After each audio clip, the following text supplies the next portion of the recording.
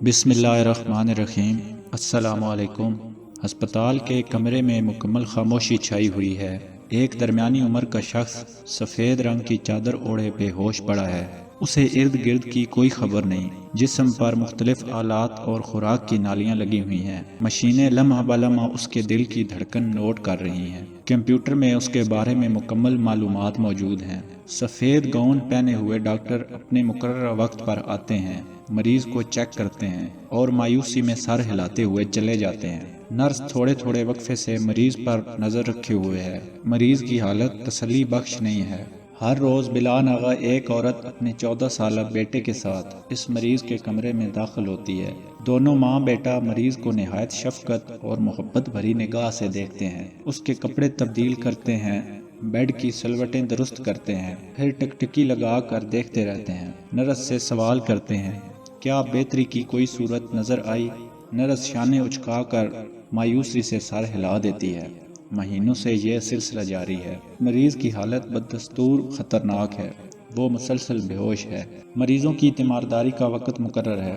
ماں بیٹا وقت ختم ہونے پر بے چارگی کے عالم میں اسپتال سے رخصت ہوتے وقت اپنے ہاتھ آسمانوں کی طرف اٹھا دیتے ہیں۔ جب تدبیریں ناکام ہو جائیں، امیدیں ساتھ چھوڑ جائیں، ذرائع مسدود اور بند ہو جائیں، تو پھر ایک ہی دروازہ رہ جاتا ہے، اور وہ ہے آسمان والے کا دروازہ۔ یہ ماں بیٹا بھی آنکھوں میں آنسو لیے آسمانوں کی طرف رحم طلب نظروں سے دیکھتے ہیں۔ خاتون اپنے خامند کے لیے اور بیٹا اپنے باپ کی صحت کے لیے گڑ گڑا کر دعا کر رہے ہوتے ہیں۔ مریضوں کی ملاقات دن میں 2 مرتبہ ہو سکتی ہے۔ ماں بیٹا شام کے وقت پھر آ جاتے ہیں۔ اس اسپتال کا تمام عملہ اور مریض اس ماں بیٹے سے خوب واقف ہیں۔ دونوں وقتوں میں 1 منٹ کی تاخیر کیے بغیر وہ مریض کے پاس پہنچ جاتے ہیں اور وہ وقت مقررہ پر اسپتال سے روانہ ہو جاتے ہیں۔ ڈاکٹروں اور اسپتال کے دیگر عملے کو ان پر ترس بھی آتا ہے اور حیرت بھی ہوتی ہے کہ روزانہ 2 مرتبہ مریض کی زیارت کے لیے آنے کا بھلا کوئی فائدہ بھی ہے۔ وہ تو مسلسل بے ہوشی میں ہے۔ پھر ایک دن ایک ڈاکٹر نے اس خاتون سے کہہ ہی دیا، بی بی آپ لوگ روزانہ 2 مرتبہ آنے کی تکلیف کیوں کرتے ہیں؟ مریض کی حالت میں کوئی فرق واقع نہیں ہو رہا۔ خاتون نے اس کے جواب میں صرف اتنا کہا، اللہ ہی سے مدد کی درخواست ہے، اللہ ہی سے مدد کی درخواست ہے۔ بالآخر ایک دن ایسا بھی آیا کہ ماں بیٹے کے آنے سے پہلے معجزہ رونما ہو گیا۔ ہوا یہ کہ کئی ماہ سے بستر پر بغیر کسی حرکت کے پڑا ہوا مریض کروٹیں بدلنے لگا۔ اس نے اپنی آنکھیں کھولیں، آکسیجن ماسک کو پرے ہٹایا اور نرس کو آواز دی۔ نرس نے دیکھا تو اس پر حیرت و استعجاب کی کیفیت طاری ہو گئی۔ اسے یقین نہ آیا۔ وہ بھاگتی ہوئی آئی۔ مریض نے اسے تمام نالیاں ہٹانے کا اشارہ کیا۔ اس نے کہا کہ ڈاکٹر ہی یہ مشینیں ہٹا سکتا ہے۔ اس نے ڈاکٹر کو فوری طور پر بلایا تو وہ بے یقینی کے عالم میں بھاگتا ہوا آیا۔ اس نے فوری طور پر مریض کے مکمل معائنے کا حکم دیا اور اس نے دیکھا کہ مریض مکمل طور پر صحت مند ہے۔ اس نے مشینوں کو ہٹانے کا حکم دیا اور کہا کہ مریض کے کمرے اور جسم کی صفائی کر دی جائے۔ تھوڑی ہی دیر بعد دوسری مرتبہ مریضوں کو دیکھنے کا وقت ہوا چاہتا تھا۔ وقت مقررہ پر ماں بیٹا کمرے میں داخل ہوئے تو ان کی آنکھوں میں خوشی کے آنسو تھے۔ وہ بے یقینی کی کیفیت میں تھے۔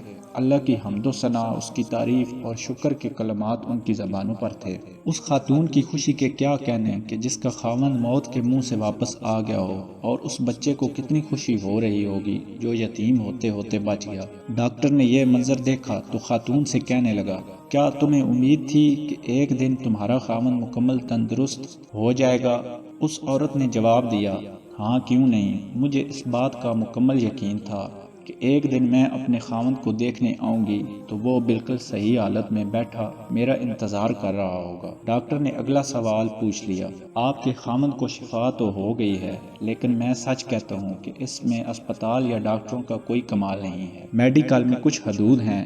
ہم مریض کا علاج کرتے ہیں اور اپنے علم کی حد تک تمام صلاحیتیں بروئے کار لاتے ہیں۔ محترم خاتون، آپ روزانہ 2 مرتبہ اسپتال آتی رہی ہیں۔ میں آپ کو قسم دے کر پوچھتا ہوں کہ آپ کے معمولات کیا تھے؟ آپ اس دوران کیا کرتی رہیں؟